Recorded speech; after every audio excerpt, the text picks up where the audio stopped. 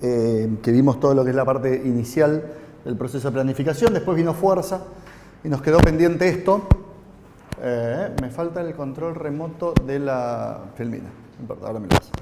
Bien, la principal teoría en lo que se basa los mecanismos de adaptación de cualquier tipo de entrenamiento es en este. Si bien esto es un plano teórico, el problema de la teoría que presentan la gran mayoría de los libros de la teoría es hasta cuándo es esta curva, es decir, hasta cuándo hacer algo de fatiga, hasta cuándo hacer recuperación y dónde viene esto.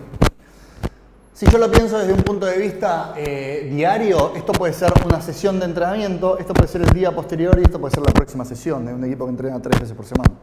Un equipo que entrena todos los días, 2 veces por semana, esto puede ser la sesión de la mañana, esto puede ser la tarde y probablemente ahí no llegue para estimular ciertos procesos de supercompensación. ¿Este proceso por qué se da? En verdad al cuerpo humano lo único que le interesa es mantenerse vivo, el resto no le importa mucho qué suceda. Entonces, ante cada situación que altera su equilibrio, lo que hace es trata de generar valores iguales o superiores de lo que se rompió.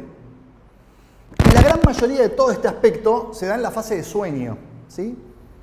Hoy en el turno de la mañana hablábamos esto, nosotros tenemos todos un ciclo circadiano el cual nos regula el proceso de sueño, el proceso de alimentación y sobre todo el proceso de recuperación. El proceso de recuperación se da en la fase de sueño REM, que es Rapid Eye Movement, que es cuando los ojos se mueven rápido y el sueño es profundo.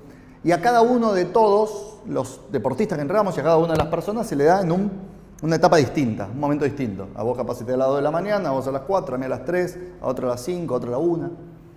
Ese ciclo circadiano es casi siempre regular, se altera por patrones de sueño, de sol, etc.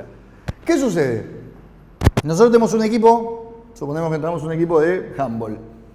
El equipo de handball, nosotros controlamos esto, que es la parte del proceso de entrenamiento. Ahora el equipo de handball decide salir, irse de joda, comer un asado, salir, se acuestan tarde. Se acuestan todos a las 6 de la mañana. ¿Qué pasa? No es que el cuerpo humano dice, uy, bueno, mirá, se acostaron tarde, entonces, bueno, vamos a empezar el proceso de recuperación un poco más tarde. No, directamente el proceso de recuperación se pierde. Entonces, un día que no se recupera, en cuanto a la recuperación se refiere, no se vuelve a recuperar nunca más. Ese día pasó. Piensen que ustedes hacen una sesión de fuerza, ¿sí? Sentadilla, press de banca, lo que sea. Esa sesión de fuerza rompe fibras. Después tiene que venir la elastina, la fibrina, el colágeno a pegar esas fibras, a reconstituirlo. Y eso no sucede en toda su totalidad porque nosotros interrumpimos la fase. Al interrumpir esa fase, nosotros estamos en el aspecto que nosotros no controlamos, ¿sí? Hay muchos autores que lo llaman entrenamiento invisible y demás. Nosotros vamos a controlar esta parte, que es la producción de la fatiga. Esta parte no. Y esta parte la vamos a controlar en manera teórica, no la vamos a controlar en manera real. ¿Por qué no? Supongamos que nosotros entrenamos al mismo equipo de handball. Aplicamos un estímulo que suponemos va a tener cierto grado de fatiga. Pero hay uno que de este lado de la curva, que es la misma que está acá, no viene durmiendo bien, no viene descansando bien, o se mudó, o se peleó con la novia, o no duerme, o tiene problemas de trastorno del sueño, lo que sea. ¿Qué va a pasar? La carga para ese sujeto, el mismo estímulo que nosotros planteamos para todos, para un sujeto puede estar acá, para otro puede estar acá y para otro puede estar acá. Ese es el plano teórico y el otro es el plano real. Hay gente que ciertas cargas le representan un proceso de fatiga muy grande y a otros no le representan tanta fatiga y a otros es una fatiga extrema. Pensemos que la teoría del entrenamiento se basa pura y exclusivamente en esto, en que el sujeto se adapte, pase un momento de estrés metabólico, que salga de la homeostasis y vuelva a salir. El cuerpo humano es muy inteligente para eso, el cuerpo humano trata de mantenerse vivo. No sé si lo vimos la clase pasada esto, no. ¿Hablamos de esto? Sí. Hablamos, bueno, todo ese aspecto de que el cuerpo humano trata de constantemente de ver las cosas que nosotros hacemos y suplirlas, las hace. Hay una frase muy común o muy repetida de Bilardo que dice que, para él decía, las entradas en calor no sirven porque, dice, ningún chorro cuando va a robarse, chorro ladrón, entra en calor, digamos, y no se desgarra. ¿Por qué es eso? Porque nosotros hay ciertos reguladores, que son las catecolaminas, la adrenalina y la noradrenalina, que ante circunstancias de estrés afloran, entonces levantan la presión arterial, preparan los usos neuromusculares, aumentan la frecuencia cardíaca, entonces el cuerpo está más predispuesto. Y eso es una cuestión de alarma, eso es antropológico. Hace miles de años había uno que estaban cazando y venía un león y salían todos corriendo. Ninguno decía, che, ¿qué pasó con tal? No, se desgarró y se lo comió un león. No, de última era el más lento, el menos apto, pero nadie se desgarraba. ¿Por qué? Porque el cuerpo humano ante la alarma te prepara para esas cuestiones. Entonces, como nosotros tenemos que entender que la planificación no es ni más ni menos que adaptaciones de procesos biológicos, lo que nosotros siempre tenemos que tratar de controlar es este lado de la curva, ya sea en la fatiga y en la recuperación. De esto se encarga el cuerpo humano. La recuperación que incluye todo lo que es entrenamiento invisible, sueño, alimentación, descanso, etc. Nosotros nos vamos a encargar de esto, del proceso de fatiga. Espera, ¿qué paso? ¿Tenés para...? No, este es el control. ¿Me pasás vos, Juli? No tengo el control. Bien. Todo entrenamiento presupone que nosotros tengamos un umbral determinado que estimular. ¿Sí? Siempre es muy común cuando uno empieza a entrenar gente que el cansancio y la fatiga se asocian a un buen entrenamiento. En realidad no es así. Uno puede entrenar gente, superar un umbral necesario para producir un estímulo, pero no necesariamente el jugador, el deportista, el atleta se tiene que ir roto y arruinado. ¿Sí? Puede estar cansado, estimulado, siente que trabajó, pero no hace falta que se vaya extenuado para sentir eso. Y eso es un error muy común. ¿Por qué? Porque habitualmente nosotros vamos a discriminar que primero tenemos un entrenamiento ineficaz, que es aquel que no supera el estímulo. Sin embargo, las últimas bibliografías hablan de esto como un aspecto a tomar con pinzas. ¿Por qué? Porque un entrenamiento ineficaz en realidad no tendría que ser ni planteado. Nadie hace algo que no sirva. Todos tratamos de hacer algo que sirve. Si hacemos algo que no sirve, directamente no lo hacemos. El tema es, nosotros tenemos que tratar de acá aplicar una carga que supere un umbral de estímulo y si no lo supera, que mantenga la carga obtenida antes. Es decir, yo empiezo a correr y no es que todos los días voy aumentando la carga. En algún momento me mantengo mi marca, trato de correr la misma distancia, trato de mantener lo que ya gané.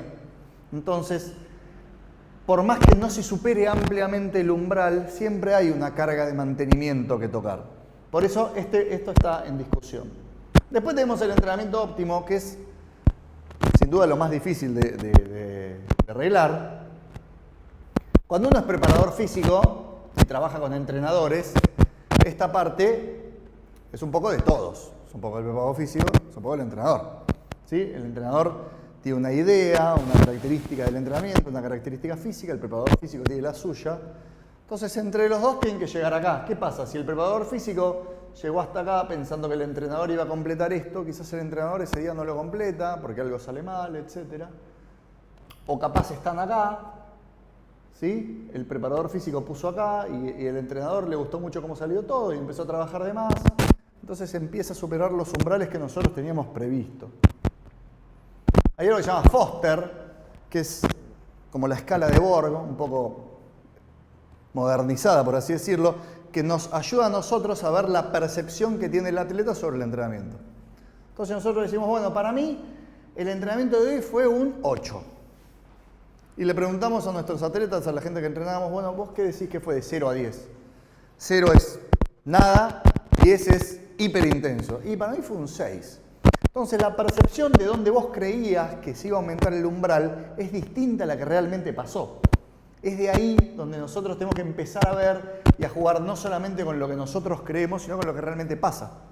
Y muchas veces pasa, si nosotros pensamos en el jugador ese que está peleado con la novia, que no come, que no duerme, el estímulo que nosotros pensamos que es un 6, para él es un 8 o un 9, porque tiene un proceso de fatiga evidente. Sin embargo, desde la bibliografía nosotros siempre tratamos de mantenernos en esta zona, como un entrenamiento óptimo ideal que favorezca los procesos de recuperación, o el sobreentrenamiento, lo que se llama a corto plazo, que es lo que produce realmente la supercompensación. Desde acá hacia atrás estaría todo lo que son las cargas de mantenimiento. Acá estaría lo que es supercompensación, que favorezca los procesos de recuperación. Ahora, después está en este apartado el sobreentrenamiento a largo plazo. Y acá vamos a hacer una salvedad. Hay ciertos indicadores de cuando un sujeto está sobreentrenado. La dilatación de pupilas, la frecuencia cardíaca basal se eleva, puede tener enrojecimiento de la piel, sudoración de las manos. Hay muchos indicadores que dan de eso. ¿Qué es lo que pasa? Si vos empezás a entrenar gente, deportistas, atletas, etc., y alguno llega acá, estás en presencia de un tipo que posta se la banca. O sea, es un tipo que físicamente es talentoso. Si llega a eso, la gran mayoría de nosotros, los mortales comunes, cuando empezás acá, el cuerpo te da una señal de alerta. O te desgarrás, o te enfermás, o tenés alguna lesión, o algún tirón, alguna distensión, etc. El cuerpo dice, bueno, este es el límite. No te permite seguir avanzando allá del umbral. Es como el auto. ¿Sí? Si vos tenés un Volkswagen Gol 97, lo metes a 120 y por más que apriete el acelerador, el Gol dice, hasta acá llegué. Y si le seguís dando, el Gol ¿qué hace? Se rompe. Salta por todos lados, se te rompe alguna cosa, lo tenés que llevar al taller. Bueno. Si vos tenés un Lamborghini, lo pisás y anda. Entonces vos decís, bueno, estás en presencia de algo que es distinto a lo demás. La gente que puede sobreentrenarse, en general, tiene alta capacidad de soportar altas cargas. Entonces son tipos que, si los llevas por la dirección correcta, se pueden entrenar. La gran mayoría del mediano rendimiento está de acá para acá. Todos los que entrenamos nosotros, por más buenos que sean, están acá. Tienen señales de alerta, te zarpás un poquito y ya, no sé, me duele acá. ¿Sí? Incluso con cuestiones que ni siquiera tienen que ver con los propios músculos. Estás trabajando sentadilla, estás haciendo sentadilla profunda y la lesión no es en las piernas, en los glúteos, se queda lo del cuello. O sea, el cuerpo le empieza a ceder por donde la estructura es más débil. Piensen que hay una frase en entrenamiento que dice, toda cadena se rompe por el eslabón más débil. Si vos sos muy fuerte de pierna, muy fuerte de zona media y sos un poco endeble del tren superior, en algunos ejercicios, por más fuerte que sean las piernas, te vas a romper por tu eslabón más débil. Entonces, siempre que nosotros tengamos en cuenta que un sujeto está sobreentrenado con estos patrones que nosotros decimos, hay que tener en cuenta que estamos en presencia de un talento. Estas dos diría, está para deportes que entrenan 5 veces por semana. Sobreentrenar a un tipo que juega al handball acá en Argentina 3 veces por semana, un jugador de hockey que entrena 3 veces por semana, es muy difícil. Es casi imposible. Porque tiene el proceso de recuperación al día siguiente. Por más rosca que le des, al día siguiente se recupera, al día siguiente se recupera, al día siguiente se recupera. Entonces es muy difícil llevarlo acá. Para sujetos que tienen 11 sesiones por semana, te dan de lunes a viernes y sábado a la mañana, ahí sí hay que tener cuidado con las cargas. Bien, pasemos. Sí. Segundo.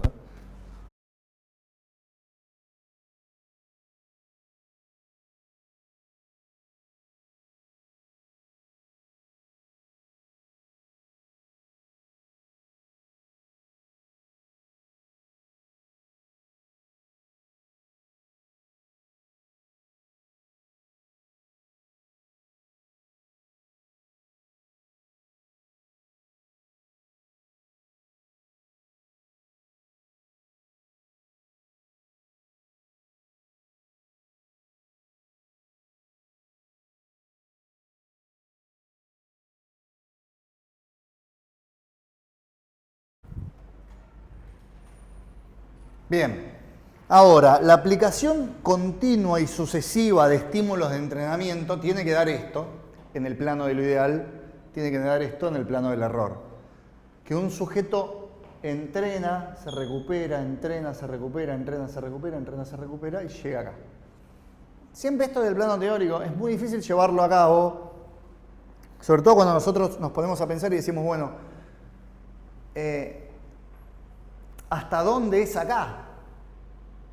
¿Cuánto es esto en términos reales? En volúmenes, en kilómetros recorridos, en distancias recorridas, etcétera, etcétera. Lo que nosotros tenemos que tratar de hacer es siempre favorecer que el estímulo le siga una recuperación. Cuando nosotros tenemos en claro que ante un estímulo determinado sobreviene un proceso de fatiga que no puede ser recuperado, esta sí curva es decreciente. Pasa que esto en realidad es... En los deportistas es fácil detectarlo, no es difícil detectarlo. Nosotros estamos haciendo, no sé, pasadas, y vos ves que estás haciendo pasadas, y el sujeto en algún momento no llega a la distancia que le pedís y la distancia que vos planificaste son en un intermitente, tiene que hacer 60 metros y no llega, y no llega, y no llega. Y el otro día tiene que hacer otro trabajo y vos lo ves que está fatigado. Entonces vos decís, bueno, evidentemente está en un proceso de fatiga que no se puede recuperar. Ahí sí conviene bajar unas cargas, acortar esta curva y dejar que el sujeto vuelva a recuperarse.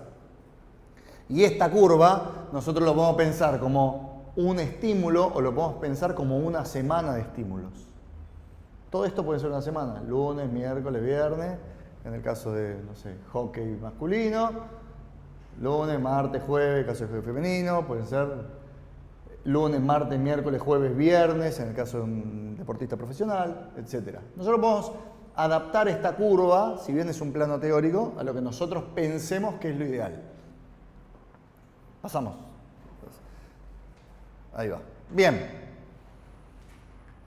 Este proceso de fatiga que nosotros tenemos, es importante tenerlo en cuenta que nosotros lo que vamos a aplicar, piensen esto, nosotros entrenamos un equipo de cualquier deporte o un atleta, etc. El jugador pasa 2, 3, 4, 5 horas con nosotros, después el resto de las horas mayormente son una incógnita. Y son los que realmente coinciden con esta carga. Nosotros, esta aplicación, supongamos que estos son 4 días. Nosotros tenemos un sujeto que entrena 4 días. Y nosotros aplicamos una carga y después el sujeto no se termina de recuperar y aplicamos otra. Y después aplicamos otra.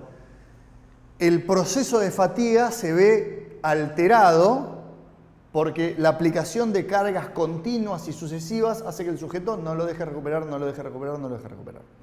Ahora bien, esto puede ser planeado y premeditado, ¿sí? O puede ser un error.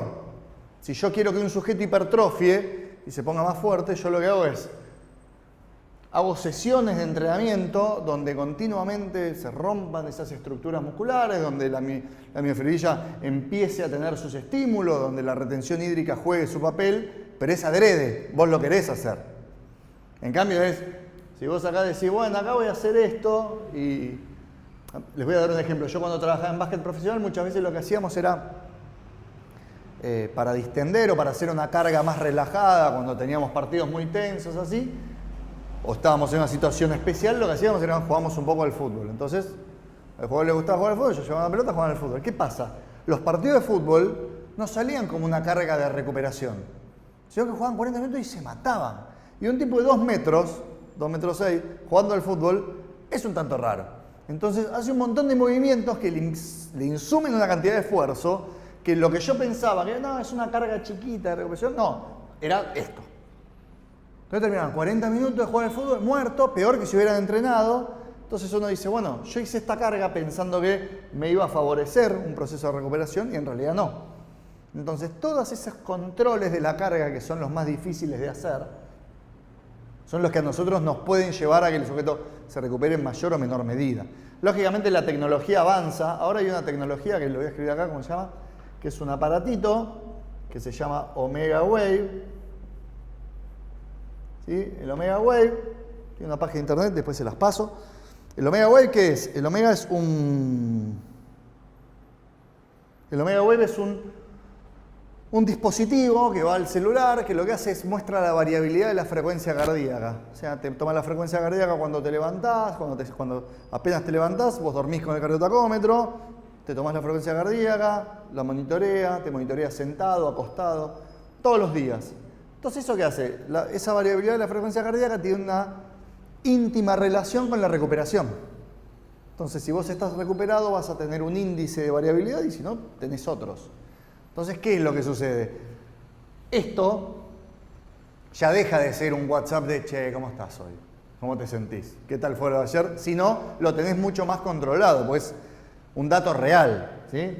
Hay otro que incluso mide unas ondas cerebrales que también miden el sistema parasimpático y simpático. Eso es un poco más complejo, más caro también, ¿sí? Pero el otro es relativamente accesible, es recomendable para sujetos que entrenan mucho y que realmente quieren monitorear su proceso de recuperación. Hay mucho monitoreo de carga, mucho monitoreo hay GPS, hay acelerómetro, hay video, hay mucho para monitorear qué hace y poco para monitorear cómo se recupera. Bueno, esta es una de las herramientas. Juli, bien, perfecto. Ahora, ¿cómo nosotros podemos controlar la carga? Una de las maneras que nosotros podemos controlar la carga, esta carga es decir, tenemos varias aristas de cómo el sujeto recepciona esa carga. O sea, qué tan intenso fue, qué tan lesiva fue una carga de entrenamiento de lo que sea. El primer punto que nosotros tenemos que tener es el objetivo que nosotros tenemos. Nosotros vamos a tener, en el caso del preparador físico común, va a tener un objetivo físico determinado, que es, hoy quiero trabajar el incremento de la fuerza máxima, hoy quiero trabajar la potencia, hoy quiero trabajar la resistencia, hoy quiero trabajar la resistencia láctica, hoy quiero trabajar la potencia anaeróbica. Perfecto. Ese va a ser el objetivo que nosotros tenemos. Ahora bien, después empieza a haber un montón de condicionantes que ayudan a discriminar qué es. El segundo punto, ¿qué valores de fuerza y de potencia tiene? Esto nos va a discriminar a nosotros hormonalmente cómo va a estar, fibrilarmente cómo va a estar y el sistema nervioso central cómo va a estar. Si nosotros, piensen que la fuerza tiene un comportamiento voluntario. Si yo acá pongo una caja vacía, que no hay nada, y la caja está cerrada, una caja de cartón, y yo te digo a vos, levantala, tené cuidado que está re pesada, tiene un montón de cosas viejas, está pesadísima. Entonces vos qué haces, te agachás y tu cerebro prepara tus músculos para decir, bueno, esto pesa un montón. ¿Qué pasa? Cuando la agarrás, la fuerza que vos haces es superior a la carga que necesitas. Si yo te digo al revés, te digo, no tiene nada, y en realidad está llena de escombro y pesa 40 kilos, vos qué vas a decir, no tiene nada, la vas a levantar y no vas a poder. ¿Por qué? Porque la fuerza tiene un comportamiento voluntario. Ese comportamiento voluntario radica en cuánta energía puedo utilizar yo para contraer las fibras, la sincronización de las fibras para empezar a trabajar las interconexiones, para seguir manteniendo la tensión. Entonces los aspectos de fuerza son importantes a la hora de saber qué tan intenso fue. Una cosa es hacer ejercicios de fuerza propiamente dicho, otra cosa es trabajar con ejercicios de fuerza que no son conocidos por el atleta. Siempre eso pasa, hay un dicho que dice que la fuerza, como el cuerpo humano hablábamos de que busca privilegiarse y busca cuidarse, hay una realidad que el cuerpo humano es económico en lo que uno mejor hace. ¿Sí? ¿Por qué? Porque si vos tenés a una persona que continuamente hace sentadilla y probablemente el cuerpo ya sea eficiente para hacer sentadilla.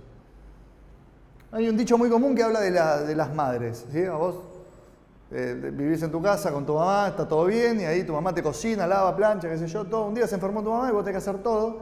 A las 6 horas estás roto. De la espalda, de pasar el trapo, de cocinar, de baldear. Vos decís, ¿cómo mi mamá, que tiene 40 años más que yo, lo hace y yo no?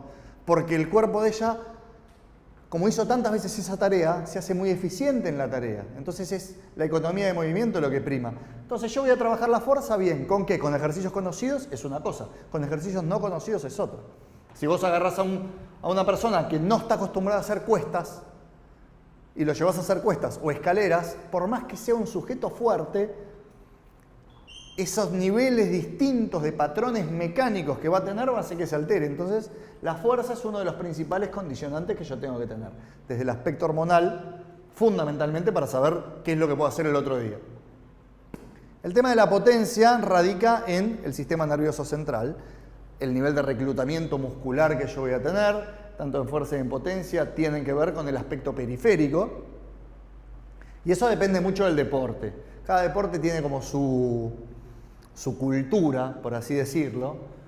Hoy a la mañana dábamos el ejemplo en el básquet. En el básquet se trabaja mucho la fuerza, pero hay algunos jugadores que son reacios a trabajar la fuerza muy seguido de algún aspecto técnico predominante. O sea, si quieren practicar tiro, capaz las sesiones de fuerza no tienen que ser tan intensas. ¿Por qué? Porque periféricamente no quedan bien estructurados para hacer un trabajo de coordinación fina y de precisión. ¿Sí? ¿Por qué? Porque hay ácido láctico, hay edema, ¿sí? Los jugadores están con las fibras un poco más hinchadas, entonces cuando tienen que practicar algo que es relativamente de precisión no pueden. Entonces tratan eso de alejarlo. Eso es a nivel más cultural que otra cosa, pero también incide a la hora de cómo yo estructuro la carga. Repasemos. Objetivo, fuerza y potencia. Un punto muy importante es la característica de las contracciones. No es lo mismo el ciclo de estiramiento-acortamiento para cualquier ejercicio que una contracción isométrica que una contracción excéntrica. En general, las contracciones excéntricas tienden a producir mucho más fatiga que una contracción del ciclo estiramiento-acortamiento, que es concéntrico. Por predominancia, las contracciones excéntricas en general se utilizan para fortalecer tendones o para procesos de rehabilitación o cuando uno quiere ganar fuerza relativamente rápido, las contracciones excéntricas se usan. Contracciones isométricas en la gran mayoría de los deportes no hay. Algunos deportes como el rugby trabajan algunas cuestiones isométricas para incrementar valores de fuerza, pero nosotros tenemos que tener en cuenta que las contracciones isométricas, al generar más fatiga que las concéntricas, y las excéntricas también más que las concéntricas, tenemos que decir, bueno, todos los ejercicios que hice, ¿cómo fueron? ¿Más concéntricos, más excéntricos? Lo mismo pasa con la elongación. Si vos tenés un sujeto que es muy corto, no tiene mucha elongación, y vos lo podés hacer un trabajo de elongación, más que un trabajo de relajación, que nosotros decimos, no, bueno, no pasa nada, es elongar un poquitito. Al que le cuesta mucho elongar, es una contracción excéntrica del músculo, el músculo se estira. Entonces el músculo se estira y a su vez tenés los usos neuromusculares diciendo este se va a desgarrar. Entonces le genera mucho más fatiga eso y uno piensa, no, total estuvo elongando. ¿Sí? Entonces eso tiene que ser bastante controlado. Objetivo, fuerza, potencia y contracciones. Vamos al aspecto de la velocidad. La velocidad va a tener un aspecto central en el sistema nervioso central. La fatiga del sistema nervioso central lo que nos va a dar es cómo es el sujeto en sus rasgos de velocidad. Ya sean gestos cíclicos, ya sean gestos acíclicos, ya sean movimientos gestuales. Todo lo que se hace a gran velocidad tiene un componente del sistema nervioso central alto y por lo tanto la fatiga es más del sistema nervioso central que de la parte periférica. Uno no queda muy contracturado, no queda muy dañado, salvo que sea una sesión importante. Pero yo acá tengo que empezar a tener en cuenta, tengo que decir, bueno, ¿cuál es mi objetivo? Y mi objetivo es trabajar la fuerza. Bueno, perfecto, acá trabajo la fuerza. ¿Son ejercicios conocidos o desconocidos? No, son conocidos, o sea que el sujeto ya está con cierta economía de movimiento. ¿Qué características de contracciones? Su gran mayoría concéntrica. Y los rasgos de velocidad, la velocidad es media, no es máxima. Entonces, bueno, a partir de ahí ya tenés una estructura de cómo es la carga del entrenamiento. Por otro lado tenemos la intensidad. La intensidad todos la sabemos, ya lo vieron en resistencia, ya lo vieron en fuerza, cómo son los rasgos de intensidades. A mayor intensidad, mayor reclutamiento del sistema nervioso central, hay un montón de aspectos que se empiezan a trabajar. Entonces, la intensidad es un punto central porque es el aspecto cualitativo del entrenamiento, así que radica en vital importancia. No es lo mismo hacer fuerza al 92% que hacer al 80%. Y sin embargo, uno supone que la velocidad, uno supera el umbral del estímulo que quiere lograr aplicando una carga del 80%, pero entre el 80 y el 95 hay una diferencia abismal, ¿sí? En todo esto que vimos. Y el último punto es cuánto del cuerpo el sujeto usa. A veces la gente hace cargas de recuperación y dice, voy a trabajar únicamente el tren superior. Si yo trabajé el día anterior, no sé, tuvieron un partido muy duro, muy crudo, etcétera, donde corrieron mucho, y capaz que una carga de recuperación es únicamente trabajar el tren superior. Sirve, estimulo parte del umbral que yo quiero, pero al involucrar menos musculatura, ya empiezo a bajar un poquitito el componente de la carga. Piensen esto, si yo hago un ejercicio como la sentadilla, que involucro gran cantidad de musculatura, si yo opto por otro ejercicio que también estimule un poco la fuerza, pero sin involucrar tantos músculos, va a ser menos intenso. Si yo hago una sentadilla búlgara, por ejemplo, lo que va a pasar es que va a involucrar menos, es un ejercicio unipodal contra un ejercicio bipodal, la carga es menor, la musculatura que ofrece es menor, entonces ahí yo puedo empezar a estructurar la carga de manera distinta. Todo esto que nosotros vemos, que son estos 6 apartados, de hecho hay algunos autores que ponen algunos más. El aspecto cognitivo lo pueden poner, digamos, una cosa es un ejercicio sin involucrar el aspecto cognitivo, donde el jugador no tenga que tomar ninguna decisión ni nada, y otra cosa es cuando ya tiene que tomar decisiones, donde hay un periodo de latencia entre la toma de decisiones y la ejecución, etc. Esto es libre como que para que cada uno lo complete en base al deporte que quiera. Pasamos. Bien. Ahora, todos los ejercicios y todo lo que tiene que ver con la estructura de la carga va a partir de estos tres principios. Primero, el principio de repetición. Todos tenemos que hacer algo una determinada cantidad de veces para que eso dé resultado. Hace poco no me acuerdo dónde había salido que decían que bueno, uno adquiría maestría técnica cuando hacía, no sé si eran 10.000, invertía 10.000 horas en hacer un gesto deportivo, etc. Todos nosotros, para que algo sea eficaz, lo hacemos una determinada cantidad de veces. Si yo quiero trabajar la fuerza máxima, lógicamente este número de repeticiones va a ser el que me permita trabajar la fuerza máxima. Nadie le dice a uno, bueno, hacete 14 repeticiones al 100%, porque sabe que no llega. Entonces, el número de repeticiones para que el ejercicio sea eficaz, ¿cuál es? 1, 2, 3, 4.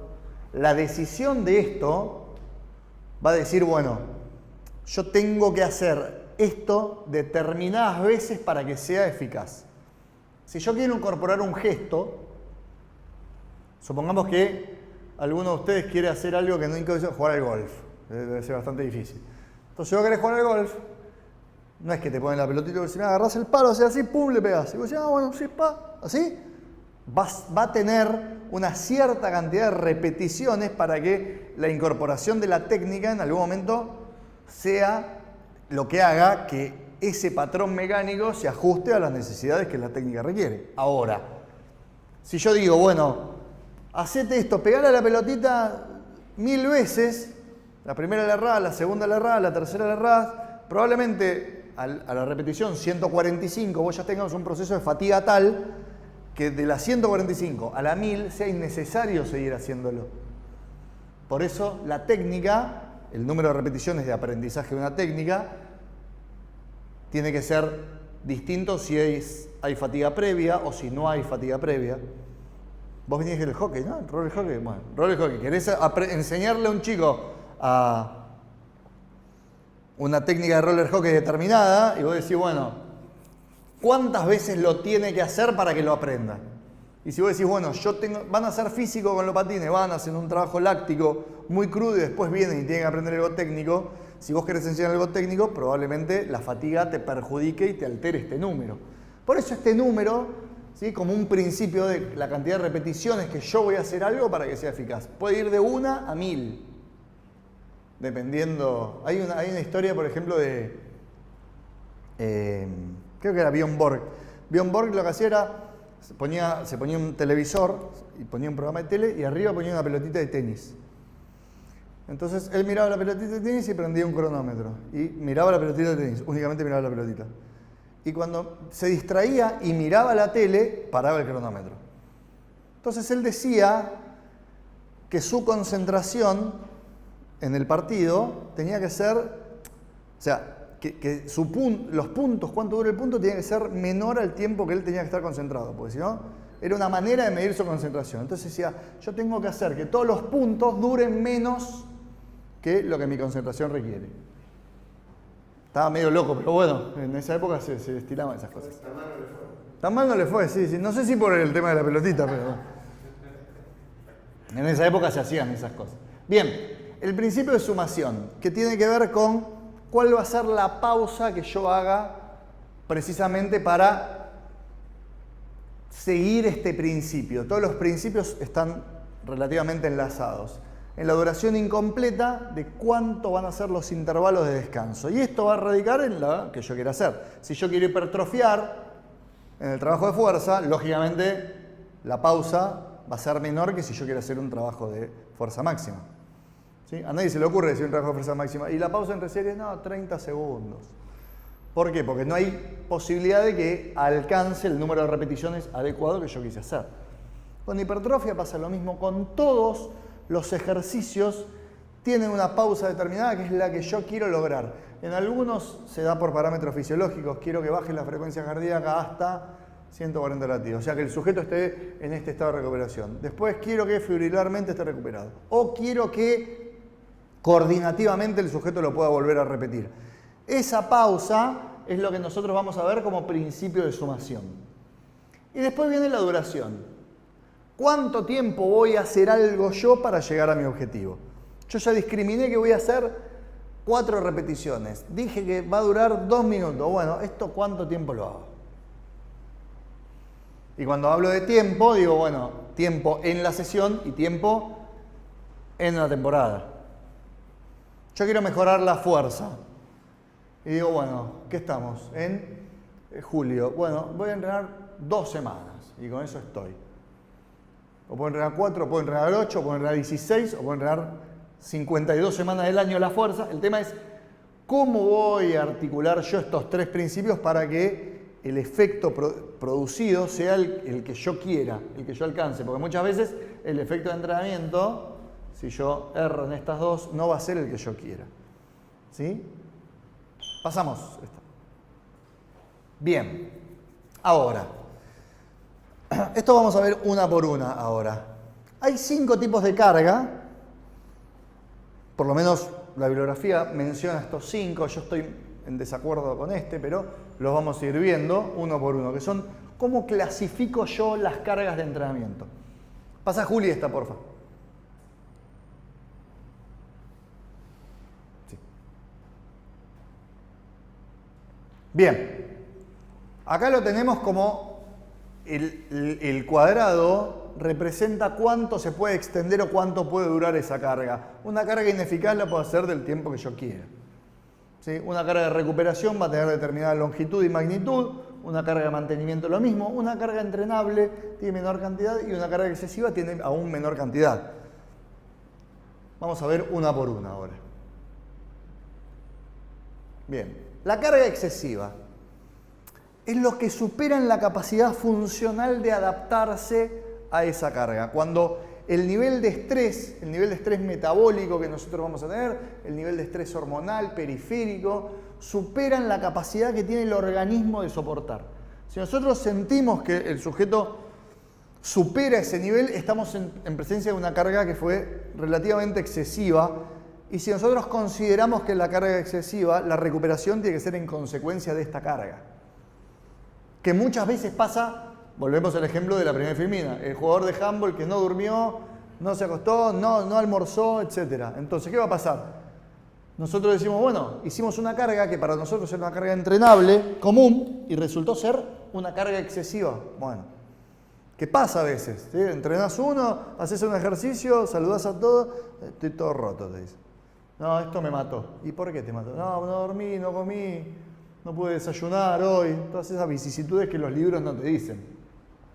Siempre los libros hablan de el chico ideal de 27 años que no tiene novia, no duerme, no tiene trabajo, come, es saludable, no se enferma, no le duele, no tiene lesiones, nada. Entonces dicen, vos entrenás a este. Cuando en realidad salís del libro y vas a la vida real, te toca uno que te dice, no, mirá, yo me mudé, estuve subiendo caja, ¿sí? Me peleé con mi novia, no pude comer, no almorcé nada, tenía que desayunar, no pude.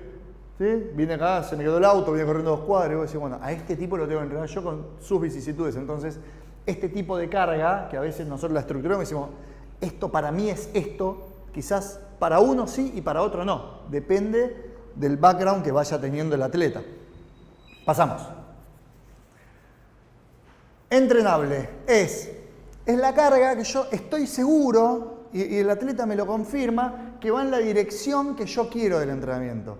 Yo quiero entrenar la parte aláctica. Entonces digo, voy a hacer pasadas de 8 segundos. Hago pasadas de 8 segundos a máxima velocidad. Bueno, listo, ya sé. Yo sé que esto va por acá. Hice determinado volumen, hice 15 pasadas y yo sé que casi me estaba por cambiar de sistema, pero no, porque adecué la pausa. Listo, es una dirección que yo dije, yo quiero ir por acá. Si yo coincido en la percepción que tengo yo, con mi cronómetro, con mi planificación y mis mecanismos de control, con el atleta que dice, sí, esto fue para allá, es ahí donde estoy en presencia de una carga que realmente es la más valorable. Lógicamente, no siempre se puede hacer. ¿Sí? A veces pensás que es suficiente y no es suficiente. A veces pensás y decís, hoy va a ser intenso porque ayer tuvimos un entrenamiento muy intenso y los jugadores están bien y te responden de una manera distinta a la que vos pensás. Pasemos. Bien, la carga de mantenimiento son las que no generan una nueva adaptación, o sea, no llegan a provocar un estrés que haga una adaptación posterior, pero te sirven para mantener lo que ganaste. Es decir, es una carga que vos decís, bueno, yo ya tengo cierto nivel de fuerza. ¿Necesito más fuerza? No, necesito que se mantenga en este nivel de fuerza.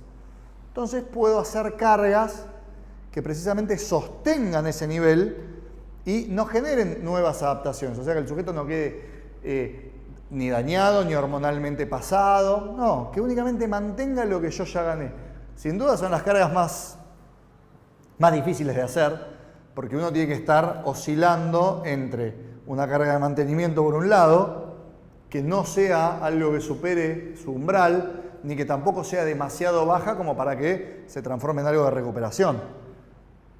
Para resistencia, fuerza, velocidad, ¿sí? Lo que queremos es que el sujeto mantenga, que no se desentrene. Hoy hablábamos que la escuela rusa fue una de las primeras en hacer, en tratar de ver cada cuánto se perdía una cualidad. Lo hacían de una manera muy cruda, ¿no? Porque tenían mucha gente ahí. Agarraban a uno, le entregaban la fuerza y le decían, bueno, vos te vas a acostar en una cama por 2 meses. Bueno, listo, lo acostaban, después parate, hace vuelta, pero van ganando. ¿Cuánta fuerza perdió? 80%. En 2 meses pierde el 80%. Toda la escuela soviética, búlgara, de esa parte, empezaron a trabajar todo esto para decir, bueno, ¿cuánto es lo que se pierde? ¿Cuánto se pierde? ¿Cuánto se tarda en ganar una cualidad? Hay cualidades que uno las incorpora y tarda en perderse, por más que no las entrene. Nosotros, por ejemplo, la fuerza, nosotros tenemos una memoria motora que utilizamos ciertos patrones corporales, mecánicos de fuerza. Entonces, la fuerza, vos sos un tipo que durante años entrenó la fuerza y tuviste una lesión, un accidente, etc. Las primeras semanas te va a costar en volver, pero después los valores de fuerza se pueden recuperar rápidamente. ¿Sí? O sea, si vos tenés una memoria motora de esos ejercicios, lo podés hacer. Con la velocidad no pasa. Con la flexibilidad no pasa. Vos tenés un tipo que no es flexible, lo trabajás. Llegó a ser flexible, en 3 semanas dijo, no, ya está, me aburrí, no va. Lo tenés de vuelta en un estadio 0. Sobre todo los hombres, las mujeres, al tener elastinas, son un poco más flexibles. Pasamos. Bien. Las de recuperación no pueden generar generar un efecto que evite que nosotros nos desentrenemos, pero sirven para recuperarse. O sea, sirven para que el sujeto se predisponga a otra nueva carga. De esto es lo que más se usa hoy por hoy, son las cargas de recuperación. Piensen, no sé, ahora estamos compitiendo en el Mundial. Nadie en el Mundial realmente entrena ni con la excesiva que vimos primero, ni con la entrenable. ¿Qué utilizan? Cargas de mantenimiento por un lado y cargas de recuperación. Hoy ganó Croacia, ¿no? Hoy ganó Croacia y los croatas no es que mañana entrenan. ¿Qué hace mañana? Recuperan todo lo que vienen perdiendo. En general, como ya la competencia hay tanta densidad competitiva, en casi todos los deportes se compite más, los procesos de recuperación cobraron mucha importancia. El hielo, la suplementación. Si nosotros, lógicamente, tener un equipo amateur a un equipo profesional es distinto.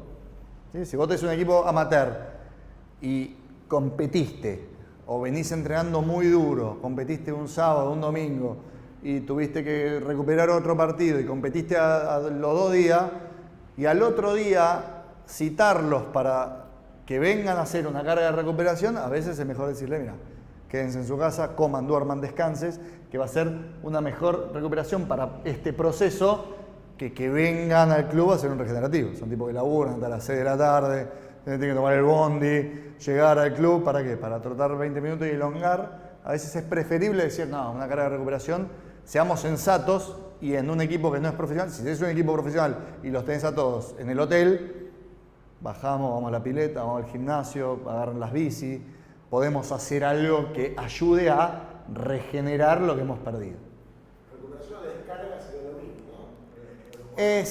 Sí, en realidad hay una diferencia entre recuperación y descarga, que es, algunos autores hablan que la descarga es, yo empiezo a crecer con una cualidad, ¿sí? Entonces para la primera filmina que vimos de la supercompensación es, yo hago semanas de carga y acá, para que el sujeto se recupere, hago una descarga, que es no volver a tocar la cualidad algunos autores dicen que es tocar la cualidad con cargas bajas para que el mecanismo de adaptación supere y se logre el proceso de supercompensación.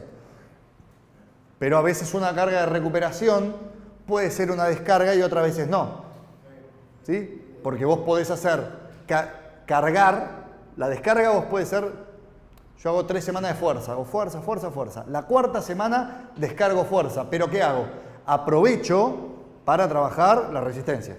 Estoy descargando la parte de fuerza, pero estoy cargando en otra. Una carga de recuperación es, yo vengo trabajando la fuerza, la resistencia, digo, bueno, un día tengo los jugadores muy dañados, jugaron partido, etcétera, los citás y haces un regenerativo. Entonces, ¿el regenerativo qué hace únicamente? Favorece el proceso de regeneración. Hay como una leve coincidencia, pero también hay una diferencia técnica en eso.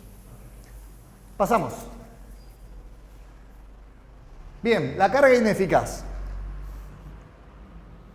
La carga ineficaz nosotros la vamos a ver, la puse entre comillas porque es como que hoy por hoy no se hace nada que no sirva. Es muy raro que se haga algo que no sirva. Hoy hablábamos justamente en la clase de la mañana que acá hay una concepción, ¿no? El jugador que está lesionado en los deportes amateur o de mediano rendimiento ya cae el entrenamiento en shin. Digamos, cae como que está inhabilitado. ¿Entendés? Se lesionó el tobillo y viene en shin ya, hola, no pasa nada. Tengo el tobillo hinchado. Y en otros países lo que se dice es, bueno, ¿qué porcentaje del cuerpo tiene limitado? El tobillo es el 7%. Puede hacer fuerza, puede trabajar con la otra pierna, puede trabajar el tren superior, puede ver un video, puede mejorar su técnica, puede hacer trabajos técnicos, puede hacer trabajos proprioceptivos, cognitivos, etc. Entonces, hoy por hoy, nadie hace algo que no tenga ningún efecto, ni sobre el efecto de mantenimiento de carga, ni sobre la recuperación. Si vos tenés a alguien que no puede hacer nada, tiene que hacer algo que lo mejore de alguna manera. ¿Sí? Tenés muchas herramientas para hacerlo. Videos, que vaya al psicólogo, que tenga una reunión con el nutricionista.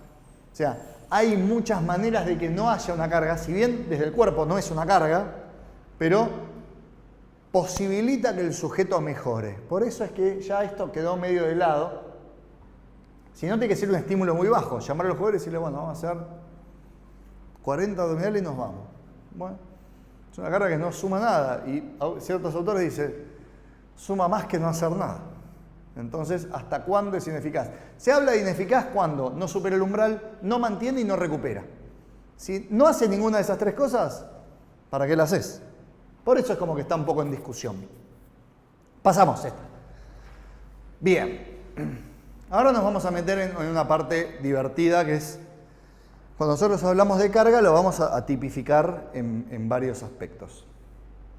Vamos a hablar de todo lo que tiene que ver con las características de la carga. Lógicamente acá nos vamos a referir a lo que controlamos nosotros y quizás si nosotros trabajamos con un equipo de trabajo, trabajamos con un entrenador o con otro preparador físico o tenemos a alguien que nosotros nos dedicamos únicamente a una parte, nosotros le hacemos la parte de la fuerza y después tiene alguien que trabaja la resistencia. Esto es lo que vamos a controlar nosotros. Después está lo que hace el entrenador, el otro profe, etc. Bien, nosotros vamos a tener 2 tipos, la parte general y la parte específica. Acá hay todo un, ¿cómo les puedo decir? Es como hay una moda, ¿sí?, de que todo lo específico es mejor que lo general. Entonces la gente dice, ¿por qué? Porque la situación natural del entrenamiento en esta última era es que todo sea hiperespecífico. Entonces todo se trata de hacer específico. Yo siempre digo que depende del objetivo. La sentadilla, salvo para las pesas, que ni siquiera tampoco, no hay nada que sea demasiado específico para la sentadilla. O sea, la sentadilla es un ejercicio general, pero la sentadilla es hiperbeneficioso para muchísimos deportes y nadie se le ocurre suplantarlo por algo específico. La especificidad radica en el punto de que cuando uno puede soportar una carga física determinada incorporando patrones del deporte, lo puede hacer. Si no, no lo puede hacer. Yo a la mañana daba un ejemplo que es, bueno, nosotros queremos trabajar la resistencia. Yo hago el ejemplo de un equipo de handball que entrenaba yo. O sea, alguna de las chicas que entrené yo, les pido disculpas, pero bueno, era un equipo bastante malo, técnicamente. Técnicamente era malo. Entonces yo quería hacer ejercicios de resistencia con el implemento, con la parte específica. O sea, diseñaba drills que yo sabía, dije, bueno, vamos a recorrer tantos metros en tanto tiempo, les voy a dar esto de pausa, vamos a estar en lo que yo considero que es cercano a la potencia aeróbica. Perfecto, arranca el ejercicio. Entonces lo explicás, vos se la pasás a ella corre, vos haces máxima velocidad, recibís el pase, listo, perfecto. ¿Qué sucedía? Una se la pasa, se le cae la pelota se va abajo de la grada de la pelota y una agachada buscándola, otro se equivocan, hay una que está parada así esperando que venga la pelota. Entonces, ¿qué es lo que sucede? Lo que vos querés trabajar, por más que le pongas el implemento, no lo podés hacer. ¿Sí? O sea, vos querés, ¿cuál es tu objetivo? Y esa es la primera pregunta que hay que hacer. ¿Cuál es mi objetivo? Que mejoren la potencia. Bien, perfecto. ¿Lo pueden hacer acá? Sí. Si lo hacen acá, lo hacen acá. Ahora, ¿no podés hacerlo acá? Si no, y vamos para acá. ¿Por qué? Porque lo que tiene que primar es el objetivo. Yo siempre cuento que en los grupos de entrenamiento de fútbol, yo juego al fútbol y juego bastante mal, entonces hay unos grupos de entrenamiento de fútbol que, claro, quieren hacer todos los ejercicios así, con específicos y físico-técnicos. Claro, somos todos malos, entonces, no, vos pasale y vos tirás el pelotazo y sí, él define y vos tirás el centro. Buenísimo. Entonces, de los 4 pases, 3 salen mal. Entonces hay uno que corre, está esperando el centro, la pelota le pasa, sí, le llega, tiene que ir a buscar la pelota, ¿sí? Interrumpe a otro que iba corriendo. O sea, cuando no da para esto, no da. Es preferible hacerlo general. Ahora, si yo puedo incorporar patrones que me ayuden, ahí sí tengo que decir. Y ahí es muy fino. Supongamos, yo tengo un equipo de vóley y yo tengo un jugador que no sabe si hacer cargada o segundo tiempo. Y ahí digo, bueno, capaz el segundo tiempo es más específico en cuanto al gesto que la cargada o que el arranque. Entonces digo, bueno, si a mí me da prestaciones similares, ahí sí elijo lo que es más específico. Pero ahora se puso de moda como hacer todo específico, entonces los jugadores hacen sentadilla y después dejan la barra y patean una pelota. ¿Cuál es la especificidad ahí? ¿Qué es lo que querés hacer? Que gane fuerza. Y hace que gane fuerza. Va a tener tiempo para patear la pelota después. ¿Sí? No hace falta hacerlo. O hay muchos que tratan de hacer ejercicios con peso similar a los ejercicios técnicos. ¿Sí? Voy a dar un ejemplo. Yo que ahora estoy trabajando en hockey, yo tenía un jugador que me mandó un video que, claro, era alguien que hacía un gesto como si fuera una barrida y que tenía enganchado el palo, tenía enganchado un elástico. Entonces hacía fuerza. Entonces me dijo, mirá qué bueno. Entonces yo le dije que no lo iba a hacer y le expliqué por qué. Le digo, nuestra idea en el hockey es que la última parte del gesto sea la más veloz. Y a vos, el cable que te tiene atado hace que cuanto más estirado esté el cable, más tensión tenga. Entonces, menos veloz va a ser ese gesto. Entonces, nosotros estamos grabando en esa persona que haga un gesto que nosotros lo queremos que haga rápido, lo va a hacer lento porque tiene que hacer demasiada fuerza para traccionar. Entonces, eso es algo que yo ¿cómo lo puedo mejorar? Y yo lo mejoro con un ejercicio de fuerza. ¿Es específico? Y no es específico. Pero yo apunto a que el ejercicio sea general. O sea, te conviene más decir vos hacer un ejercicio de fuerza sin el palo, sí, para que después lo traslade al palo. Después vemos cómo lo podemos transferir. Okay. Después la transferencia va por otro lado. ¿Sí? Quizás conviene más trabajarle los oblicuos o que haga un ejercicio con polea, algo que trabaje la misma mecánica, ¿sí? La misma cadena del movimiento, que nosotros decimos, bueno, necesitamos que el oblicuo del lado contrario frene la cadera. Bueno, ¿cómo trabajamos ese oblicuo? ¿Sí? Y necesitamos que los dorsales estén en tensión. Bueno, ¿cómo trabajamos los dorsales? Pero yo no quiero incorporar a nivel neuromuscular un gesto lento donde tiene que ir un gesto rápido. Claro, que lo haga con la técnica propia. Hoy a la mañana hay un chico que hace boxeo, que viene del boxeo. Entonces estábamos explicando que muchas veces nosotros vemos entrenar boxeadores y los ponen a correr. Dicen, no va a correr media hora, pero tira golpes. Entonces los pibes van corriendo y van así. Los últimos 15 minutos de que el tipo está tirando golpes, el tipo ya no puede más. Tiene los hombros agotados de estar todo el tiempo tirando golpes. ¿Y vos qué querés lograr en ese tipo? Que el tipo le pegue a uno y le pegue a la mayor velocidad posible y con la mayor potencia que pueda. ¿Y vos qué le estás haciendo entrenar? Que trabaje la fibra lenta a una baja intensidad cuando vos querés lograr lo contrario. Entonces, ¿vos qué querés que haga el tipo? Que le pegue al otro y le duela. Bueno, entrená que le pegue y le duela, no que lo haga así 18 veces. Está bien, tiene otro objetivo, ¿no? Porque nos contaban que los hacen entrenar a la mañana para que se despierten temprano y la noche anterior no salgan. Entonces los ponen a correr para que se despabilen, es como otra cultura. Pero bueno, algo así. Bien, pasamos. Antes, cuando nosotros hablamos de la planificación clásica, Matveyev y demás, veíamos esto, que se arrancaba con ejercicios muy generales y la parte específica era poca. Incluso hasta hace pocos años, yo llegaba a entrenar un equipo, no sé, un equipo de básquet y decían, hey, ¿cuándo hacemos pelota? Y sí, antes, ¿qué se hacía? No, vamos a correr 12 kilómetros, lo sacaban a una plaza, iban, ¿sí? Hacían todo pesas y la pelota, no, 15 días después agarraban la pelota. Hoy por hoy ya tratan de que eso esté ya presente. O sea, están los ejercicios generales, pero el implemento, la parte deportiva está presente. Salvo que no tengas espacio. ¿Sí? Entrenás un equipo de rugby, tengo un profe que cursó conmigo la licenciatura que entrenaba un equipo de rugby, estaban arreglando la cancha, entonces no podían hacer nada técnico, entonces se dedicaron un mes a hacer solo físico. Pero bueno, ahí dijeron, bueno, vamos acá a lo general, no es porque queremos, porque no podemos. ¿Sí? Todo esto está limitado por los espacios que tengas, por el club, por tus jugadores, etcétera, etcétera, etcétera.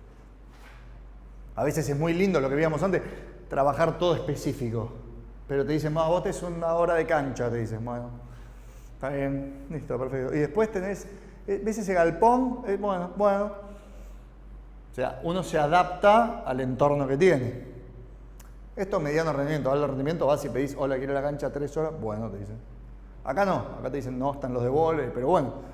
Son las vicisitudes de cuando nosotros empezamos a planificar, por eso uno de los primeros apartados que hablábamos es dónde está situado nuestro club, qué materiales tengo, con qué cuento, porque a la hora de planificar yo digo, no, yo voy a agarrar, me contraté un equipo de handball, voy a hacer todo físico-técnico todo el tiempo así, que vayan y vengan toda la cancha, llegás al club y te dicen, tenés media cancha porque entrenan las chicas también. Bueno. Entonces agarrás todas las planificaciones que tenías, las haces un bollito, las tirás y las haces de vuelta. Esto es hoy por hoy cómo se estructura. ¿Sí? Ya lo específico cobró mucho valor, pero lo general no es mala palabra. Pasamos. Bien, este es un aspecto hermoso que es la entrenabilidad que tiene el sujeto. Nosotros, a cada sujeto es como... Esto yo siempre doy la comparación que es cuánto puede ganar un sujeto y cuánto vos estás dispuesto a invertir en él para que gane. Vamos a dar un ejemplo. A vos te contrata para entrenar a un tipo que tiene 37 años, que va a jugar al básquet la última temporada de la Liga Nacional. ¿Cuánto puede mejorar? O sea, ¿cuánto vas a hacer vos para que el tipo mejore? El porcentaje que puede mejorar es muy chiquitito. ¿Sí? ¿Por qué? Porque ya es veterano, porque ya todo lo que tenía que hacer en edades formativas para crecer ya lo hizo. Entonces, lo que vos podés mejorar es muy poco. En cambio, a vos te dan a un chico que tiene 16 años, que nunca entrenó y tiene un montón para ganar. Entonces, muchas veces cuando uno entrena gente y atletas, tiene que ver en qué voy a hacer yo para que gane. ¿Cuánto puedo ganar en algo, en una cualidad? ¿Y esto en qué se suscita? En edad, en la maestría técnica, en lesiones, etc. Si nosotros voy a dar ejemplos míos. Yo tenía un jugador de básquet, tenía problemas, tenía 2 shaving de rodilla, tenía un problema en la columna, venía con un hombro mal, entonces había algunos ejercicios que no los podía hacer. Entonces te viene un jugador con esas características. El grado de entrenabilidad que tiene es muy poco. Entonces, ¿qué voy a hacer yo para que el sujeto gane? O sea, ¿cuánto voy a invertir yo? Y decir, bueno, no, vas a hacer sentadilla profunda. Ahí estoy poniendo mucho riesgo en ganar muy poco. Es como una apuesta. ¿Sí? Juega Argentina contra Haití. Y vos decís, bueno, Argentina paga 1.02. Tenés que poner 1.000 pesos, ganar 20. Y Haití paga 190. Vas a poner 2 pesos y gana lo mismo. Entonces vos que decís, ¿qué haces? Vas a invertir tanto que capaz ese día se lesiona Messi, Messi se levanta mal, se enoja, hace 2 goles en contra y perdés. Entonces vos decís, a mí no me conviene invertir tanto en algo que no puede crecer mucho. Con mantenerlo y con ir perfeccionándolo muy de a poco, funciona. La entrenabilidad es eso, es saber cuál es el potencial que tiene para seguir ganando. Ahora lo vamos a ver. Pasame esta, Juli. ¿Ven? ¿Cómo se estimula el deportista? Lo llamaron potencial de adaptación del organismo. O sea, ¿el sujeto puede mejorar? Sí. ¿Cuánto puede mejorar? Cuando vos llegás a ciertos niveles o ciertos valores que vos querés que el sujeto tenga, supongamos que vos decís, bueno, yo voy a llegar a que el sujeto levante 1,5 veces su propio peso en sentadilla. ¿Y cuánto pesa? 60 kilos. Levanta 90 kilos. Bueno, ¿te sirve eso?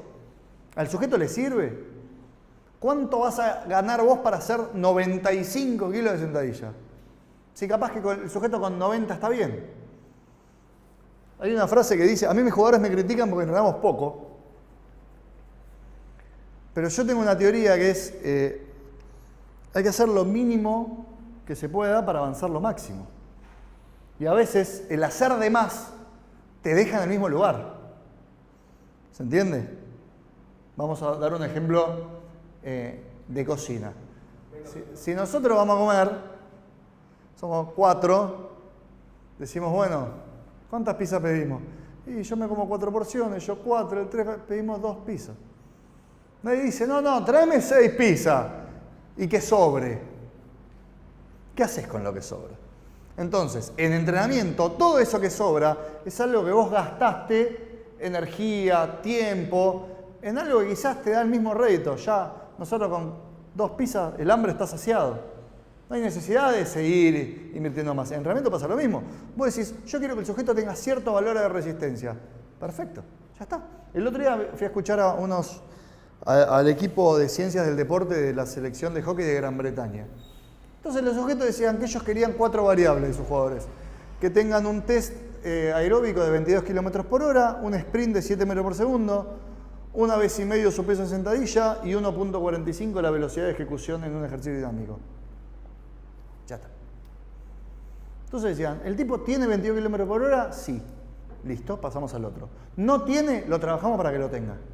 Pero una vez que llegaban esos valores, no se volvían locos y decían, hizo 22, no, que haga 24. Con 22 les alcanza. Y ellos quieren mantener a todo su plantel dentro de ese rango. Entonces buscan llegar a eso que para ellos es el nivel indispensable que tienen que tener. Y con eso alcanza.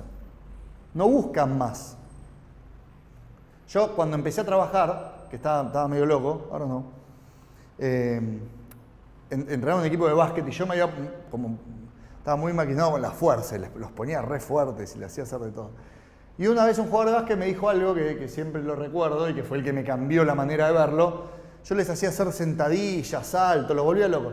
Y un jugador me dijo, si seguimos haciendo sentadilla, yo voy a saltar, me voy a sentar arriba del aro, pero yo del lado del aro no la emboco. Entonces me dijo, esto no es ningún sonso, porque claro, yo le estaba dando rosca con cuestiones que quizás excedían las prestaciones deportivas que ellos tenían que tener. Ellos tenían que meter la pelota en el aro, no tenían que tener, ya con lo que habían adquirido, les alcanzaba, necesitaban más, invertir más tiempo en eso, teníamos que invertir tiempo en otra cosa. Entonces, es esa cuestión, sobre todo en el entrenamiento, el tiempo es muy escaso, el tiempo siempre es corto, siempre haces algo y te queda corto y siempre pasa algo. Siempre como que hay, vos empezás el entrenamiento, decís, hoy entrenamos a las 8. Nunca empezás a las 8. ¿Sí? Es raro. Y hasta que llegás, se acomodan, pasa, siempre el tiempo se te va limando. Entonces, como el tiempo es muy preciado, cuando uno alcanza ciertos valores que sabe que son importantes, suficiente. Es hora de soltar la cualidad, no hay que seguir dándole. Pasemos. Bien, acá hay un gráfico, ¿sí?, que habla de la capacidad del organismo. ¿Sí? Entonces nosotros lo que tenemos que tratar de ver es dónde está el potencial, cómo ir llevando al sujeto hacia que dé el máximo potencial, qué pasa si yo estoy lejos del potencial y lo sobreestimulo, ¿sí? nosotros tenemos que tratar de que el potencial de adaptación del organismo, nosotros ir llevando al sujeto de a poco para que alcance, y cuando ya está cerca es que no pierda esos niveles, ¿sí? Que es lo más difícil. Nosotros cuando llegamos a un sujeto a una excelencia física, es complicado después mantener eso. ¿Sí? La famosa frase de lo difícil no es llegar y sino mantenerse. Bueno, una vez que el sujeto ya vos tenés que estar rápido, potente, ágil, fuerte, etc. Hay que mantener eso sin que se lesione, sin que algún rendimiento baje. Algunos preparadores físicos lo que hacen es los dejan bajar a propósito porque es como que da un poco de miedo que el tipo siempre esté bien. Pasa, es raro. Vos tenés un deportista y de repente está bien. Y de momento decís, bueno, siempre estamos pensando en la mejora, en cómo mejorar. Y cuando lo encontraste que está mejorado y que está bien, decís, bueno, ¿y ahora qué hago? ¿Qué puedo hacer? Ya está, ya salta. ¿Qué más? ¿Sí? Entonces siempre es tratar de mantener eso. Vamos una más. Bien. Acá vamos a hablar de la magnitud de la carga. Y la magnitud de la carga se refiere a tres grandes estructuras. Algunos incluyen la densidad acá, que es la relación del trabajo y la pausa. Otros autores no. En general la bibliografía que nosotros presentamos es más española y los españoles, nosotros en Argentina estamos muy influenciados por la parte española, por una cuestión lógica de lenguaje, ¿sí? Entonces, este apartado que viene de la parte de España habla de las tres grandes áreas que son el volumen, la intensidad y la duración. Vamos a mencionar nosotros la densidad para que la tengan en cuenta. Pásame, Juli, esta. Bien, el volumen es una gran unidad de medida y a su vez es poco modificable por una cuestión de tiempo. El volumen es la unidad cuantitativa en la que nosotros vamos a monitorear cargas de entrenamiento. ¿Cuáles van a ser esas unidades? Puede ser el tiempo, puede ser los kilómetros, puede ser la tonelada, puede ser los kilos, puede ser las repeticiones. Cada uno tiene su manera de cuantificar cargas y esa manera de cuantificar cargas nosotros la tenemos que pensar como qué es lo que más nos representa a nosotros con respecto al volumen. Algunos utilizan el volumen, por ejemplo, en pesas. Vos decís, bueno, yo voy a cuantificar el volumen de mi equipo. Tengo un equipo de vóley. Y tengo tipos que capaz que levantan 150 kilos en sentadilla. Y hay otro que levanta 140. Pero el que levanta 140 capaz pesa 65. Y el que levanta 150 capaz pesa 100. Entonces, algunos lo trabajan desde la forma relativa. ¿Cuántas veces su peso puede movilizar? Los ingleses, que yo les hablé recién, lo cuantifican por eso. Ellos tienen que levantar 1,5 veces tu propio peso en sentadilla. Entonces vos decís, bueno, ¿cuánto es 1,5 veces? Y 1,5 veces, yo peso 100 kilos, tengo que levantar 150. Y el que pesa 80 y va a tener que levantar 120.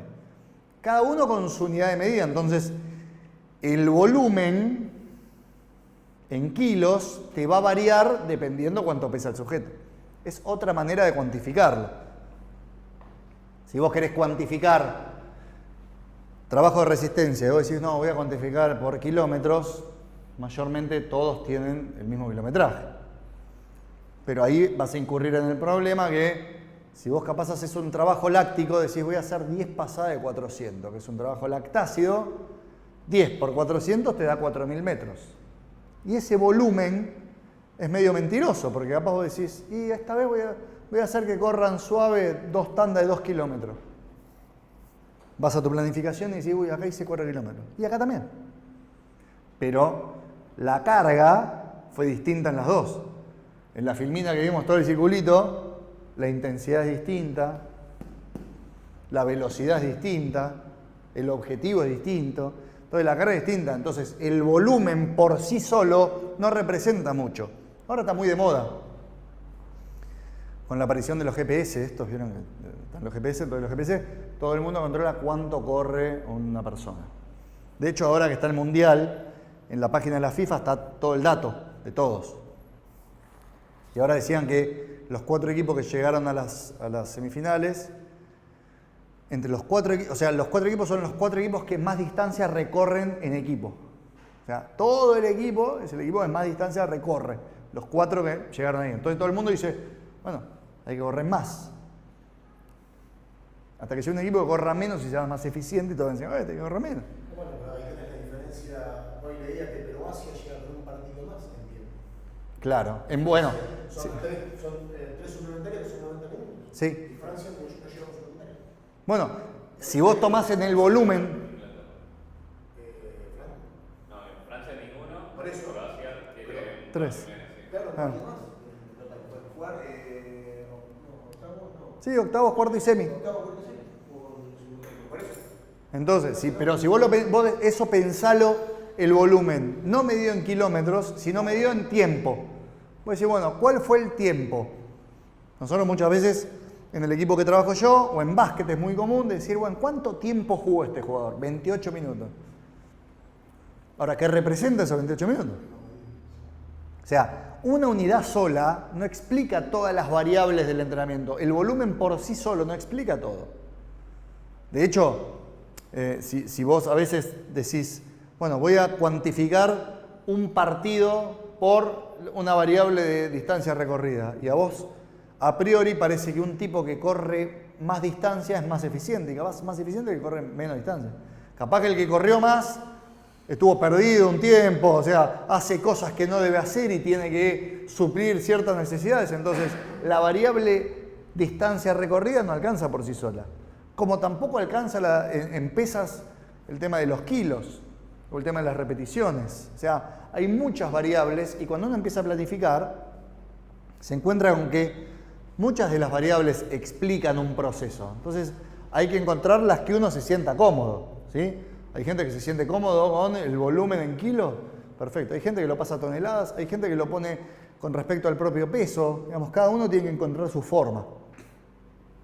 Yo les voy a mostrar cómo voy a hacer una de las cosas que vamos a hacer nosotros para este año. Bien, puede ser global o parcial. Acá viene un gran problema, que es vos en entrenamiento, cuando entrenás, estás sumando un montón de variables. ¿Sí? Vos que jugás al roller hockey, ¿cuánto tiempo dura un partido de roller hockey? 12, 24, 48. 48 minutos. ¿Se para el tiempo? Sí. Bien, tiempo neto de juego, 48 minutos. Perfecto. Entonces, vos cuando entrenás, eso vos vas a tener un tiempo total del entrenamiento. Vos decís, vamos a entrenar 1 hora y media. Bueno, entrenar 1 hora y media. Después tienen físico aparte. Sí. Bueno, entonces vos tenés 90 minutos de volumen técnico-táctico. Después vas a tener el volumen de las pesas. Voy a hacer 4 de 8, ¿sí? Al 100%. Tengo ahí 3.200 kilos. Bien, entonces ya empiezo a sumar. Tengo 90 minutos, tengo 3.200 kilos. Pero en el partido, en el entrenamiento hicimos 20 piques, la máxima velocidad de 15 metros. Bueno, tengo 300 metros recorridos a máxima velocidad. Entonces ya tengo metros, los kilómetros, los kilos de la pesa. Por otro lado tengo el volumen en tiempo. Todo eso, sumado, te tiene que dar algo que vos digas, este entrenamiento fue entrenable, excesivo, de 0 a 5, ¿cuánto fue? ¿Fue 4? ¿Fue 5? De 0 a 10, que fue un 8, fue un 5. ¿Y por qué fue un 8 o un 5? ¿Los kilos me representan mucho de la carga o me representan poco? ¿Qué fue? ¿El entrenamiento fue muy exigente? ¿Son los piques? ¿Qué es lo que me da mucha carga ahí para yo saber qué hacer el otro día? Suponete que a mí me contratan para trabajar en roller hockey, que nunca trabajé. O sea, vos lo ves que agarran, juegan, van, vienen, se chocan y vos decís, ¿qué tan intenso es esto? Para saber qué hacer el otro día. Entonces lo que haces es agarrás el cronómetro, empezás a cuantificar esfuerzos y decís, bueno, tienen tantos esfuerzos, tienen tantos kilos y de a poco esa ensalada, y así cada deporte con su vicisitud. En básquet o en vóley incluís los saltos. Este tipo saltó 380 veces hoy. Y si no estás en el deporte, yo que no estoy en el vóley, o ninguno de nosotros que está en el vóley, algunos te dice, che, hoy saltamos 150 veces y mañana 750. Bueno, ¿qué es intenso eso? ¿Hasta cuándo? O sea, ¿cuál es el volumen que yo empiezo a ver? Entonces, el volumen solo me va a dar cierta cantidad de información. Pero por eso es que puede ser parcial o global. Yo puedo decir, bueno, tengo 3.200 kilos, 90 minutos, 300 en pique y 800 metros en aeróbico. Listo, este es mi volumen. Ahora yo me quiero dedicar únicamente a la parte de fuerza. Agarro el volumen de fuerza y digo, bueno, 3.200 kilos hoy. Mañana voy a ajustar un poco, voy a hacer 4.000. Y el viernes voy a hacer 6.000. Y el lunes que viene voy a descargar y voy a hacer 1.200. Y ahí ya tenés la estructura del volumen, de cómo cargas el volumen. De la parte de fuerza. Ahora vos tenés eso replanificado y decís, voy a hacer esto, esto, esto y esto. Y vos tenés 90 minutos de entrenamiento, un poco más, 90 minutos. Tenés 90 minutos y el entrenador que tenés vos es un cabrón que se le salió de la cadena y dijo, hey, ahora hacemos este ejercicio yo, que es hiper intenso. Entonces vos decís, yo tenía planificado esto y que este muchacho haga esto, pero este muchacho hizo esto y me dejó una fatiga muy alta. ¿Qué hago yo con la carga que tenía planificado para dentro de 2 días? ¿La dejo o no? ¿Se entiende? Es lo mismo el preparador físico de Croacia, suponete. Está así, después de los octavos, ¿no? Claro, el chabón está así y dice, bueno, mañana vamos a hacer un poquito de pesas, suplementario. Bueno, no vamos a hacer pesas. Penales, bueno, no hacemos pesas. Bueno, esas son las cuestiones que el tipo tiene que ir, por eso las planificaciones tan largas ya no se usan. Porque las vicisitudes que van sucediendo cambian tanto que a veces uno planifica a 3 semanas, 4 semanas, tiene una idea que va a hacer dentro de 2 meses, pero se tiene que basar acá, sobre todo en deportes amateur. Nosotros, los que trabajamos en hockey, vos tenés hiperestructurado. Voy a hacer esto el lunes, el miércoles, el viernes, perfecto. El lunes llueve, bueno, no hice esto, entonces acá no. Acá no, también llovió, listo. Y acá hice otras cosas, entonces esto no lo puedo hacer yo. Entonces uno va modificando ciertas cuestiones, por eso el volumen, ya sea global o parcial, tiene que representarnos a nosotros una idea de una estructura más global, que es una manera de cuantificar la carga. Y el volumen tiene un límite. O sea, vos no decís, che, vamos a entrenar, en lugar de hacer 90 minutos, no, hoy vamos a entrenar 4 horitas. No puedes entrenar 4 horitas.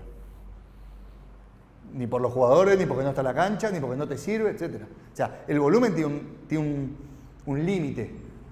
Nadie puede levantar determinada cantidad de kilos. ¿Sí? O sea, no hay tiempo físico, no hay estado físico, no te conviene. Entonces, el volumen en general es limitante, por eso es lo que menos oscila. Pásame, Juli. Bien. Y la intensidad, nosotros la vamos a regular, en verdad la vamos a mencionar como el aspecto cualitativo, que es el que aporta la calidad del entrenamiento. El aspecto cualitativo es lo que en muchas maneras nos va a regular lo que nosotros podemos hacer. Y por sí sola la intensidad tampoco explica un entrenamiento o una carga. ¿Sí? No es lo mismo hacer fuerza al 75% que hacer un trabajo de velocidad del 75%. Si vos haces un trabajo de velocidad del 75%, es bastante más descansado que trabajar la fuerza del 75%. Entonces, a partir de ahí sí tenemos el componente que nosotros hablamos de cómo empezamos a ver, una cosa es la intensidad en la fuerza, otra cosa es la intensidad en la resistencia, otra cosa es la intensidad en la velocidad. Nosotros tenemos que empezar a ver que el aspecto cualitativo de la carga, que es la intensidad, es lo más jugoso que se puede aprovechar en el entrenamiento. El volumen te lo explica, sí, pero la intensidad te lo regula. La intensidad es lo que regula muchos de los entrenamientos. Y cuando hablamos de intensidad, van apareciendo nuevas normativas en base a los dispositivos que van apareciendo que hablan de la velocidad. Por ejemplo, empieza a hablar de la velocidad como una forma de mantener la intensidad. ¿Sí? La intensidad uno trata de que sea, supongamos, en el efecto de pesas. Nosotros la intensidad de las pesas la manejamos en base a la biografía. Te dice, no, vos en el 90% estás trabajando la fuerza máxima, perfecto. Pero hay sujetos que les cuesta mucho adaptarse a las cargas altas y son mejores haciendo cargas bajas. El proceso de adaptación es mejor. Entonces hay sujetos que responden bien a hacer 2 series al 95% y sujetos que les es muy crudo hacerlo y te conviene capaz llevarlo a la fuerza con cargas más bajas. Uno puede hacer 2 de 2 al 95 y el otro puede hacer 4 al 80. Y los dos los podés ir llevando a que mejoren sus niveles de fuerza. Uno puede tardar más, el otro puede tardar menos, pero la intensidad va a ser muy relativa también de cada uno. Nosotros cuando hablamos de la velocidad de ejecución, hay una gran discusión con respecto a eso, ¿no? Uno dice que cuando vos tenés que movilizar una carga muy pesada en fuerza, si yo te pongo a hacer press de banca y te pongo a hacer press de banca con el máximo peso que soportes, la barra parece que va lento, pero en realidad la barra va a la máxima velocidad posible. Vos no le podés imprimir más velocidad.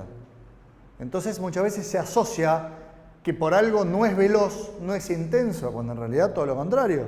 Vos le estás dando a la máxima velocidad que puede ir, no puede ir más. Se queda un colectivo acá abajo y a nosotros tres nos llaman a empujarlo y nosotros le damos a morir y el colectivo va a 3 km por hora y la gente que lo ve dice, che, qué lento va este colectivo. No, no va lento, va a la máxima velocidad que nosotros le podemos dar. Entonces, en cuanto a intensidad, es altísimo. Y en cuanto a velocidad, también es altísimo. Pasa que, bueno, como la velocidad nosotros la vemos como si fuera una variable que regula o no la intensidad, sobre todo en pesas, en general, la velocidad en muchos ejercicios es siempre máxima. Cuando vos bajás la carga, ahí sí podés empezar a jugar un poco con la velocidad, que lo haga un poco más rápido, un poco más lento, etc. Bien, repeticiones, los 3 principios que habíamos visto se meten mucho en la intensidad, las repeticiones, el tiempo, ¿sí? Y la duración que voy a hacer. Yo no puedo trabajar a alta intensidad mucho tiempo.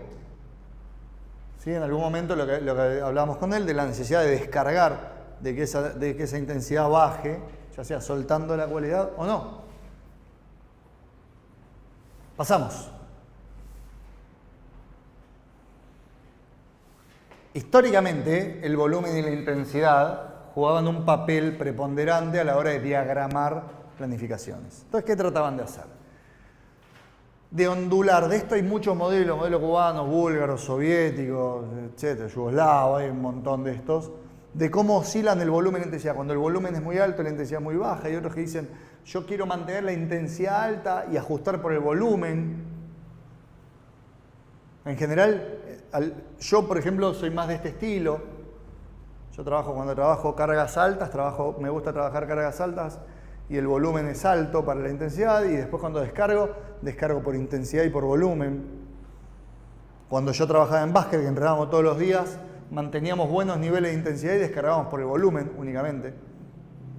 Trabajamos siempre el 80, 85, 90%, pero había veces que hacíamos más repeticiones, más ejercicios, a veces hacíamos menos. Entonces manteníamos buenos niveles de intensidad y lo que ondulaba era el volumen. Hay otros que trabajan distinto, dicen, bueno, yo mantengo el volumen, más o menos igual, pero bajo la intensidad, a veces al 60, 70, 80, 90, 100, después bajo de vuelta. Esto es variable. En resistencia lo mismo. Yo quiero trabajar en resistencia y puedo hacer pasadas de potencia aeróbica al 100%, o puedo hacer un intermitente al 120%, y eso va a determinar cómo yo oscilo el volumen. Pasá.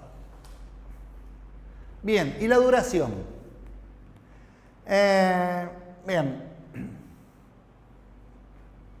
¿Cuánto tiempo yo tengo que agarrar una cualidad y sostenerlo para que sea eficiente y eficaz y vaya en dirección de lo que yo quiero?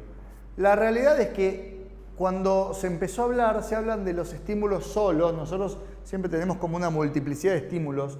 Trabajamos la fuerza, la resistencia, la velocidad, la flexibilidad. O sea, hay varios estímulos y quizás a algunos le damos más preponderancia que otros, lo que hablábamos la vez pasada. Nosotros hay que elegir una cualidad. Vos tenés poco tiempo de entrenamiento y decís, bueno, para mí acá, este equipo, este atleta le hace falta fuerza. Bueno, está bien.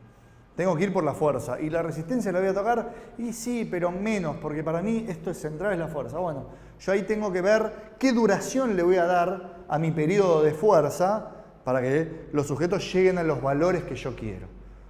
O si por el contrario dicen, bueno, mira, no, la verdad que es un equipo que a nivel de resistencia no anda bien, bueno, ¿cuánto voy a trabajar yo en la resistencia? ¿4 semanas, 6 semanas, 8 semanas? ¿Qué importancia le voy a dar dentro de la orientación? Hoy por hoy se trabaja mucho con orientaciones que se llama traza metabólica, que es ir desde lo metabólico atravesando todas las cualidades. Es decir, yo digo, bueno, voy a entrenar a un tenista y yo creo que el tenis es aláctico, ¿sí? Entonces, tengo que estimular el sistema TPPC, tengo que ir por lo aláctico. Ok. Voy desde los desplazamientos. Desde los desplazamientos voy y digo, bueno, vamos a hacer resistencia 8, 10 segundos, 12 segundos, bien. Yo tengo ya desplazamientos alácticos. Tengo que ir a la fuerza y en la fuerza voy a tratar de que sea láctico. Entonces va a ser press de banca, ¿sí? Explosivo y de corta duración, y después va a ir a otro ejercicio y a otro y a otro y a otro, y después va a volver a press de banca. ¿Para qué? Para que el sistema TPPC a nivel muscular me vaya quedando.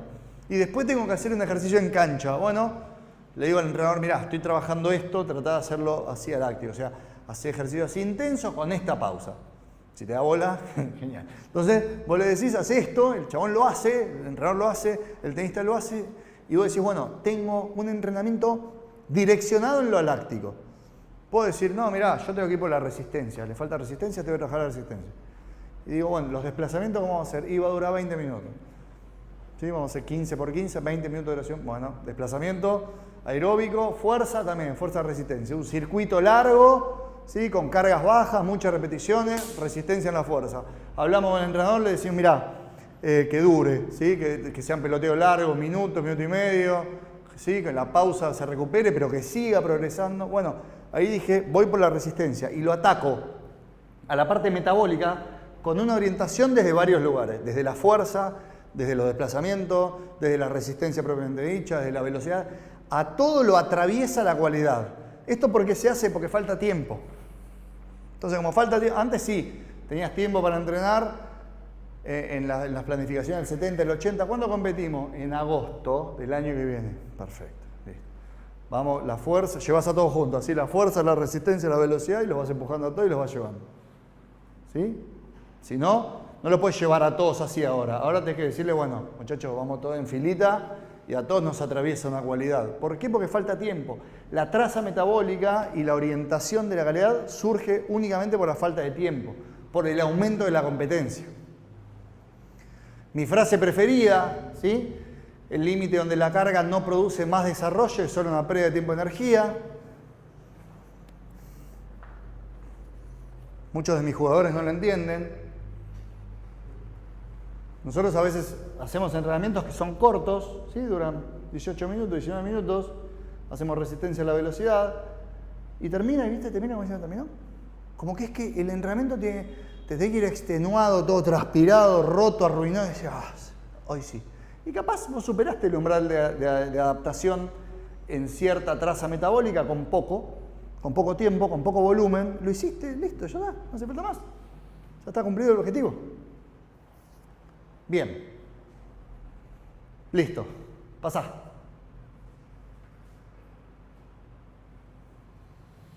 Acá tenemos cómo orientamos nosotros ese tipo de cargas. Vamos a hacer así, vamos a tomar un break ahora y después seguimos. Así tomo agua. Me acordé.